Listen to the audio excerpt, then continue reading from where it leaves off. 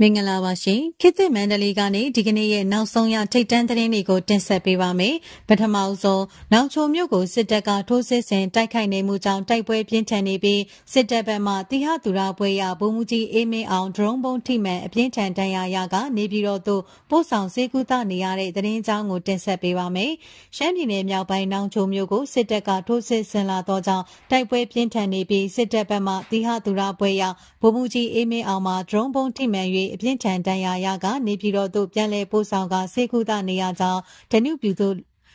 ြည်သူလွတ်မြောက်ရေးတပ်တော် DPN မှသတင်းနဲ့ပြန်ကြားရေးတာဝန်ရှိသူတို့ကပြောကြားပါတယ်လွန်ခဲ့တဲ့လကတိဟသူရပွဲရဗိုလ်မှူးကြီးအေးမင်းအောင်ဟာတော်လှန်ရေးတပ်များကလွတ်တဲ့နဲ့ drone ကိုထွက်ကြည့်စဉ်ဘုံကျရောက်ပောက်ကွဲပြီးဒဏ်ရာရရှိကနေပြည်တော်သို့အရေးပေါ်ပြန်လည်ပို့ဆောင်စေကူသမှုခံနေရကြောင်းဗိုလ်မှူးကြီးတိဟသူရ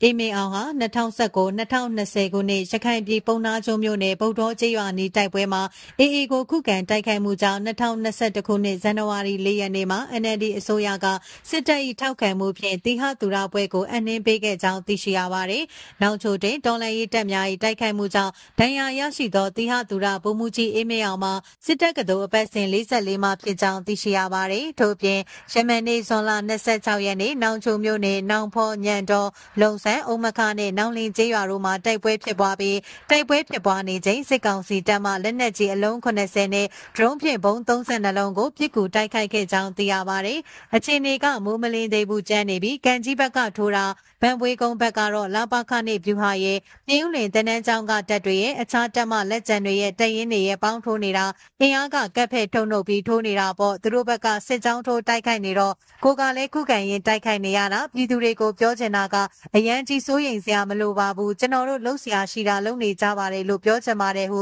ဓနုပြည်သူလွတ်မြောက်ရေးတပ်တော် DPN သတင်းနဲ့ပြန်ကြားရေးတာဝန်ရှိသူကပြောပါတယ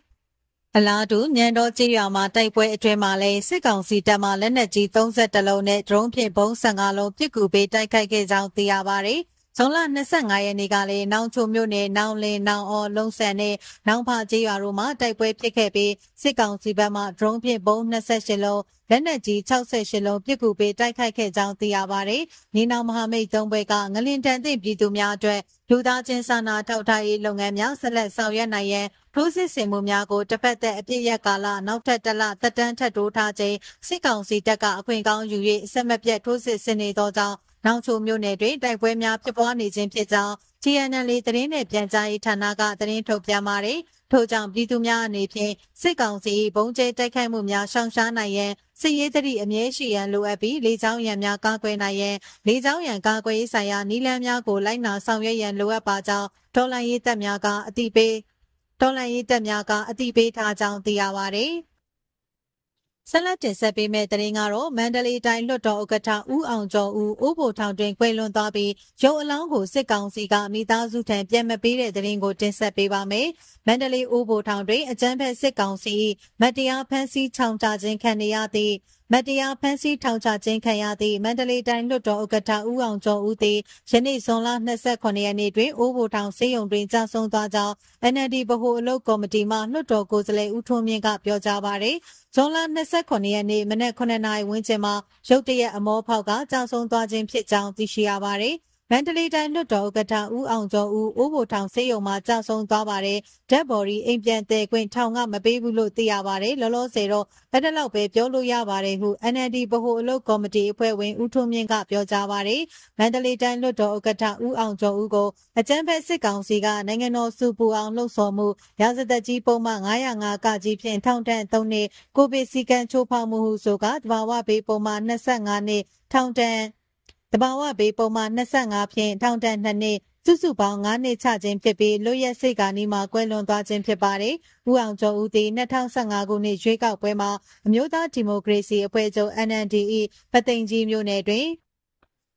်မန္တလေးတိုင်းလွှတ်တော်ကိုယ်စားလှယ်ဖြစ်အနိုင်ရရှိခဲ့ပြီး2020ပြည့်နှစ်ရွေးကောက်ပွဲတွင်လည်းထပ်မံအနိုင်ရရှိခဲ့သူဖြစ်ကြောင်းသိရပါတယ်။ဆက်လက်တင်ဆက်ပေးမယ့်သတင်းကတော့မန္တလေးမြို့အနီးကိုဗဟိုပြု၍4.3အဆင့်ရှိငလင်လှုပ်ခဲ့ပြီးမန္တလေးနဲ့ပြည်ဦးလွင်တို့တွင်တိတာစွာခန်းစားရတဲ့သတင်းကိုတင်ဆက်ပေးပါမယ်။ ယနေ့မနက်အစောပိုင်းမန္တလေးမြို့အနီးကိုဗဟိုပြု၍4.3 အဆင့်ရှိငလျင်လှုပ်ခတ်ပြီးမန္တလေးနှင့်ပြင်ဦးလွင်တို့တွင်တိတာစွာခန်းစားရကြောင်းဒေသပြည်သူများ၏ပြောဆိုချက်နှင့်အမျိုးသားညီညွတ်ရေးအစိုးရလူသားချင်းစာနာထောက်ထားရေးနှင့်ဘေးအန္တရာယ်ဆိုင်ရာစီမံခန့်ခွဲရေးဝန်ကြီးဌာန၏ထုတ်ပြန်ချက်အရသိရှိရပါသည်။ယနေ့ဇွန်လ28ရက်မနက်3:28မိနစ်အချိန်မန္တလေးမြို့၏အရှေ့ဘက်25ကီလိုမီတာအကွာမြေအောက်အနက်10ကီလိုမီတာကိုဗဟိုပြု၍ Richter scale 4.3 အဆင့်ရှိအင်အားအနည်းငယ်ရှိသည့်မြေငလျင်တစ်ခုလှုပ်ခတ်ခဲ့ကြောင်းအဆိုပါငလျင်သည်စကိုင်းငလျင်ကြီးနောက်ဆက်တွဲငလျင်ငယ်ဖြစ်ကြောင်းအမျိုးသားညီညွတ်ရေးအစိုးရလူသားချင်းစာနာထောက်ထားရေးနှင့်ဘေးအန္တရာယ်ဆိုင်ရာစီမံခန့်ခွဲရေးဝန်ကြီးဌာနကသတင်းထုတ်ပြန်ပါသည်အဆိုပါငလျင်ကြောင့်ယနေ့မနက်ပိုင်းမန္တလေးနှင့်ပြင်ဦးလွင်တွင်တိတာစွာခန်းစားရပြီးအထူးသဖြင့်မန္တလေးတွင်အလွန်တိတာကြောင့်မန္တလေးမှပြည်သူတချို့ကပြောဆိုပါသည်ငလျင်လှုပ်တော့တော်တော်များများနိုးကုန်ကြတယ်အချိန်တော့အယမ်းမကြဘူးတစ်ချက်ပဲဝုန်းဆိုပြီးလှုပ်ပြီးသွားတယ်စောင့်တွန်းလိုက်တယ်လို့ပဲဟုမန္တလေးမြို့မှပြည်သူတို့ကဆိုပါတယ်ပြင်ဦးလွင်မှာပြည်သူတချို့ကလည်းယနေ့မနက်3:28မိနစ်ချိန်လှုပ်ခတ်တဲ့ငလျင်မှာအလွန်တိတာကြောင့်ပြောဆိုကြပါတယ်မတ်လ28ရက်နေ့ပြင်အား9.9 အဆင့်ရှိစကိုင်းငလျင်ကြီးလှုပ်ခတ်ပြီးနောက်ဆက်တွဲငလျင်ငယ်များစွာလှုပ်ခတ်ခဲ့ရာစုစုပေါင်းငလျင်ငယ်အကြိမ်ရေ200နီးပါးလှုပ်ခတ်ခဲ့ကြောင်းမိုးလေဝသနှင့်ဇလဗေဒညွှန်ကြားမှုဦးစီးဌာနရဲ့သတင်းထုတ်ပြန်ချက်အရသိရှိရပါတယ်။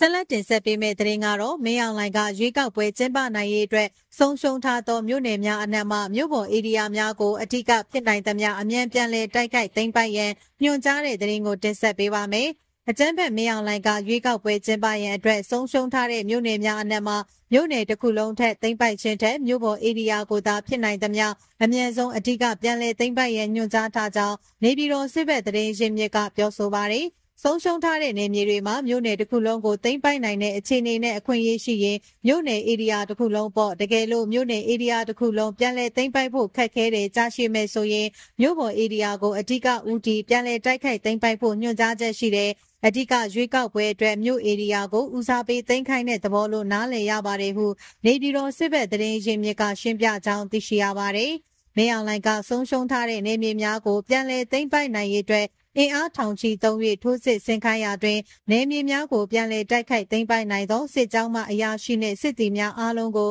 ယာရူတိုးပေးခြင်းမလောက်သောစုငွေနှင့်အခွင့်အရေးများပါချီးမြှင့်ပေးမည်ဟုလည်းမလုံးပေးထားကြောင်းသိရှိရပါသည်။